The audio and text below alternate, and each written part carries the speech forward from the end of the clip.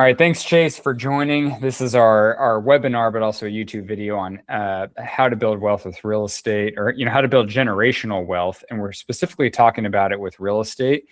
It's something that's really important to me because I have had some clients recently and over the last several years actually too, but that have come to me and said, hey, I want to buy my next house. It's whatever average price range. I thought, oh, that's great. And then they'd say something like, oh, this is my 8th house. Or another person said, oh, this is my 9th house. One guy, it was, hey, I want to be buying a pretty large apartment complex. And I said, hey, do you mind me asking, like, where's the money coming from? And, how did you get to a point that you could afford something like this? And he said, just over the years, I just really wanted to build generational wealth for my family because no one has left that for me. He gave me permission to say this, but he told me, he was like, I'm a person of color and that's not normal for someone like me. And I wanted to show my kids that that is possible in today's day and age in America, because it's absolutely possible. Literally, these are his words. And then he said, I worked a regular job, but I didn't go on as many trips. I didn't go do as many crazy stuff or buy, way above my means and live above my means because I wanted to leave generational wealth. And it's funny because I made a video about this on TikTok and I had people freaking out at me. I mean, freaking out saying, hey, you used to be able to buy a house and take a trip and buy a nice car. And I thought, no, I don't believe so. I don't believe that was the case. And I think that that's the problem is, nowadays, people are more thinking about, I want to keep up with the Joneses, or that's what I'm supposed to do, versus thinking, I want to build generational wealth. Because if you're thinking in generational wealth mentality, you're not thinking, I want to buy way above my means in everything that I do. I'm going to go on this crazy expensive trip versus taking, a more low-cost trip right now and saving my money and investing it in the stock market. Or because the stock, like I know people who they do both, right? They max out their 401k contribution or their contributions to their IRA and they buy a house, and it's definitely doable. What's not doable is making contributions, buying a house, buying the brand new car that costs the most money, and doing this and doing that. So what was really awesome to see with this guy when he was buying this apartment complex is his daughter is going to school in Sacramento, California, and he wanted to buy an apartment complex. He sold 2 of his single family homes or rentals that he just had held on to, taken care of, but over time had a ton of equity. I mean, like crazy amounts. And he had said, when I bought them, I just knew that real estate over time would have that equity and that value if I held on to them and I maintained them. That was a big one, maintain them too. Sold them, had the down payment for this really large apartment complex where he could put his daughter in it. She basically helped manage it somewhat. Not super large. I want to say it was a 7-unit apartment complex. But then I know another guy, veteran. He has just worked basic jobs, hopped around, but this is his 8th house he's buying with his VA loan, lives in it for anywhere from 7 months to like a couple of years until he feels like, okay, I think based on what I'm seeing in the market, I'm ready to buy another one. And then he has his requirements, right? He has how much he's willing to spend down payment wise.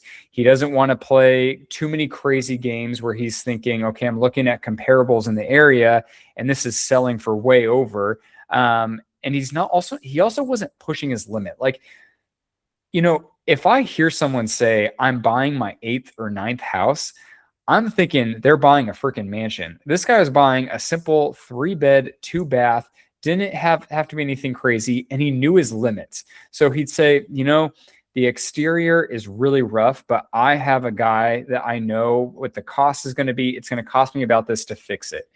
But then he'd see some things where he'd say, I'm not too familiar with the cost of that. I don't have anyone. I'm just not willing to go through that process. So if they're willing to fix it for me, I'm not dealing with it. Things like pools, I think was his thing. And it's crazy to see because I started to add up the equity that he has in all these properties because I got all the addresses. And I mean, you're talking like, I want to say his estimated net worth, was like, because with net worth, when it comes to real estate, it's a little bit different because yes, you have a loan, but when you go to sell, if you have to look at it as I sell all the properties, how much money do I have? And I want to say he was at like 4.5 million. And this is over like a 5-year period. And that's separate from, he maxes out his contributions to his IRA and his 401k. So just crazy to me. And so I think it's really important for people to understand that when you're looking at homes and you're looking at, hey, I want to start somewhere, real estate is a great tool. I think if I was to redo things and I were to start a career with an employer, I would max out my 401k, any IRAs, contributions, things like that, because you can borrow against it or you can do an early withdrawal. Like there's ways that you can let that money sit and grow for you until you're ready to buy a house. Then when I would buy a house, I would make sure that this isn't just a fixer-upper. If it needs updating, that's one thing. If it's neglected, that's a totally different thing. That's a mistake I made with my house. But needing updates is something you can do over time, and it adds a lot of value to it. But you start off where you can afford, and you get to a point where you can keep refinancing until the payment drops quite a bit, so that when you rent it out, you're making more than the mortgage payment, so principal, interest, taxes, and homeowners insurance, HOA if you want to go that route as well. But the reason why you want to have more is because you want to start to build up a savings for, I recommend about 4 months worth of savings, just in case there's a 4-month vacancy, you're not spread thin. Or, if something happens and the air conditioner goes out, do you have a cushion saved up to cover that?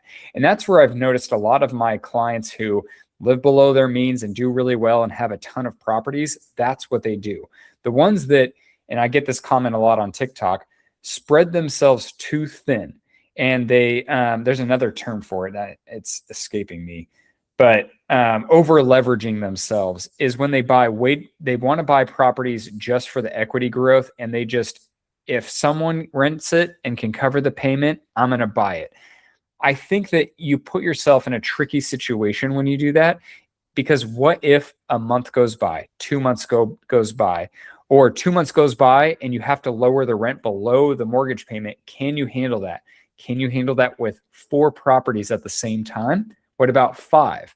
And that's where it starts to get a little tricky, because you want to make sure that you have that cushion, in my personal opinion, unless if you have the outside income to handle it. That is my opinion. It's not the opinion of Grant Cardone and some of these other gurus that you pay for their coaching program, because you're paying for their coaching program. The other big one is when you get the single family residence, the nice thing is you can get a good rate if you live in the property, especially at least 6 months.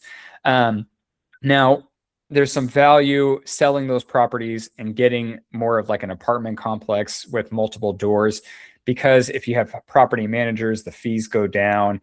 But also, if you have one vacant unit, it's not really affecting you as much, so you kind of offset that a little bit, but that's a whole nother conversation.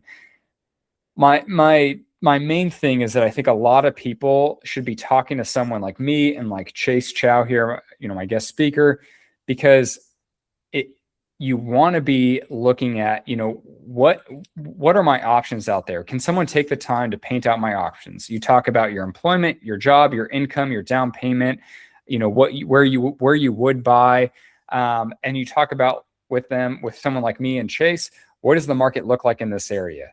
Realistically, what can I afford to buy? Should I be buying this? What does the rental market look like? And you talk about, hey, here's my goal, so that we can take that into account and we can advise you properly. If you're like, I just want a house, I'm going to probably be moving because I'm in the military, well, then my advice is probably going to be a little bit different than if someone's trying to grow a certain portfolio for whatever reason. So there's that in mind. Now, I'm excited. Thanks, Chase Chow with Vision Forward Realty, for joining the call today. I had some questions I wanted to ask Chase. Chase, I've known for a long time. Actually, we worked at Makuni Sushi together. Right? Were we both servers at the same time? Yeah, we were. Okay. Honestly, it was kind of a blur, but yeah. And then we both ended up getting into real estate. You said you got in at the end of 2021, right? Yep. Mm-hmm. Yeah. So the market started to shift a little bit. It wasn't as crazy rates. But the weird thing with 2022 is it was still somewhat busy, but rates were starting to double overnight. So people were getting cold feet faster because their friend was quoted 2.875 a month ago and they're being quoted 4.5. Yeah. They're like, no, that's not real. And so it was a weird time. But I had some questions I want to ask Chase, because Chase is really active in the community. He's active in a lot of different markets. So it's nice because in the greater Sacramento area, Chase knows a lot about a lot of different areas. I mean, shoot, he's even gone to Manteca recently. Manteca? No. I mean, I've been everywhere. Like, I mean, there's Vacaville. Yep. Fairfield. Around there. Fairfield. Yep, yeah. Around there. Yeah. I'm expanding to the Bay too. Yeah. Fortunately, unfortunately. Yeah. I've been out there as well. It's better than the opposite direction where you're having to deal with fire insurance up in the hills. Not like we don't like the hills. It's just fire insurance makes things really difficult. Yeah. Yep. But yeah, basic questions. One of the first questions I had was, when it comes to buying a house, have you found that only the rich and high income earners can afford to buy right now? Because it's a question I get all the time. Yeah, so I don't think it's just the rich or the high income earners. I think what you said is kind of knowing your means, and also, I think that life choices go into it. I think obviously not everyone's dealt the same hand, but I think that I know plenty of people that live above their means. And if they really chose to, save and put their mind towards purchasing a property, I think they could honestly do it. It's like you said, kind of putting your money towards your IRAs, your 401s, your stuff like that. I mean, I think it's just little choices that add up over time that really get people to be able to purchase a property. I've seen people in the trades purchase property, restaurant workers, state workers. I've helped plenty of first-time home buyers be able to afford a home when they thought they couldn't, obviously with my lending partners. But, I think that it's not only the rich that can afford to own. Then on to the second question, which, thank you. And I completely agree that, I get a lot of people online, of course, who say like, hey, you just can't afford to buy right now. And I think that's just definitely not true. Because I'm seeing people, it's funny, I had two really high income earners tell me that they can't afford to buy right now. But then I have like two individual single parents buying and are qualified and looking and submitting offers. And I'm like, okay.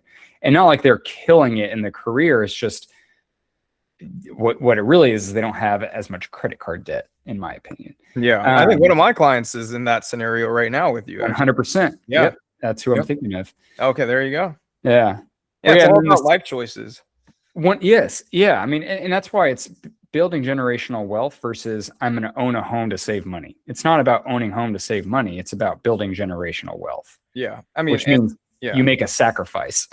And again, I mean, I'm sure there are people out there that cannot make that choice yet, but it doesn't mean that there isn't people out there that can make that choice, but just aren't. You know what I mean? Like, that's what I'm saying. I'm not saying everyone can do it, but I'm saying there are plenty of people that can do it and choose not to, and then complain that, it's not a reality that we live in, but it is. And that's the thing. Like if you can't afford to, but you don't want to, that's fine. It's the complaining saying, oh, it's so unaffordable that it just, I'm like, well, I mean, is it?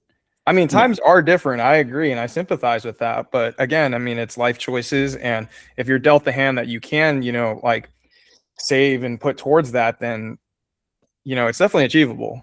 Yeah. Yeah. Okay. And on to my second question is, in today's market, have you noticed more sellers are able to give credits or, reduce their price compared to when you first got your license, back in 2021, 2022? Yeah. So back when I first started, it was a lot of like cash buyers and stuff like that, really outcompeting a lot of people. And there wasn't a lot of room for my clients in, particular to ask for credits and stuff like that. Now I'm noticing huge credits, repairs if the homes are sitting and not as competitive. And there are plenty of homes that are out there that are not competitive. For example, I just saw a home yesterday when I was running comparables. They gave a 3% credit right off the bat. I mean, it's possible. Yeah. I mean, it's huge, and it's possible. But I mean, my clients are getting, repairs. Like, for example, one got a whole window replacement, the wall that was there as well. Part of the roof, like there's, a lot more room. And I think sellers are starting to understand that they just can't sell, if it's not it's not that they can't sell, but that they they need to be more realistic with what the market's offering, right?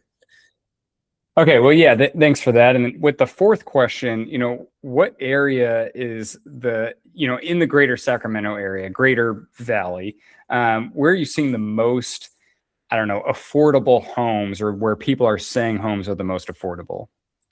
I think that's a really hard question to answer because affordability depends on what you can personally afford, right?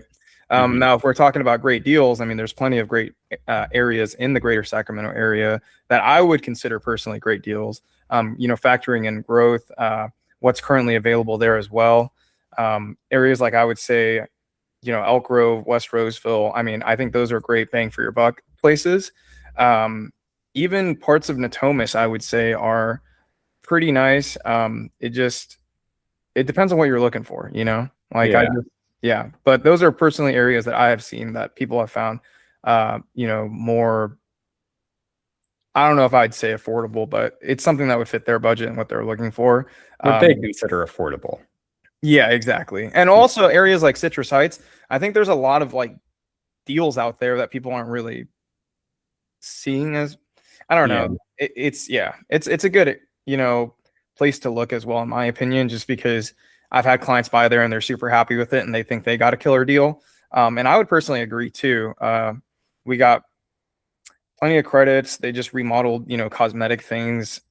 I think it's a great area. All right. So then my last question is really, what types of areas are you seeing the most and the best growth within, the Sacramento area, Elk Grove, Roseville, Rock? Like, what areas are you seeing good growth, and why? I would say areas that are, partially developed, but also still developing. Like, for example, West Roseville, they have already built a Costco. There are plans to build more businesses as well. But not only that, but builders are currently, actively purchasing land there, building more homes, which will increase your property value over time. Mhm. So those are areas that I'd recommend. Elk Grove is another place where they just built multiple shopping complexes, off of Elk Grove Boulevard, that type of area. Tons of new builders are competing against each other in that area as well. And so home values, even pre-existing homes, are going to go up once those are developed, as more businesses and homes are, developed in schools. Okay. And Yeah. both areas, I would say, have really good school systems, based off of their ratings, not mine. So those, you have to take into account as well. Yeah, I mean, with Elk Grove, the other thing that I really like is that, it's quick access to a different part of the Bay Area. So you're Yeah. getting a whole new Bay Area crowd. Yep. And from what I've heard is it's very like diverse types of growth. Cause I know we've got, what's her Adiba, and she's Afghani, and she was saying there's all these Afghani markets, and I think you've said there's all these special Asian markets, and then another friend of mine just told me there's a bunch of new Indian markets, and just something you don't really get in so many areas. Maybe some parts of Sacramento, but I think that's huge. Yeah, it is really cool. Tons of new restaurants as well. So there's a lot of like entertainment and stuff like that. I honestly really like what they're adding to the community. And I don't know if you've seen it. Their parks are huge. It's great, for families, that I've seen. I mean, my own family lives out there and they love it. They wouldn't want to move away, even though Okay. their homes have inflated in value. They're staying put. Gotcha. Yeah. Well, yeah, thanks, Chase, for joining. And, people want to learn more. Chase and I will be doing more of these videos and webinars coming up soon. So feel free to reach out and RSVP for the next one. All right. Thanks, guys.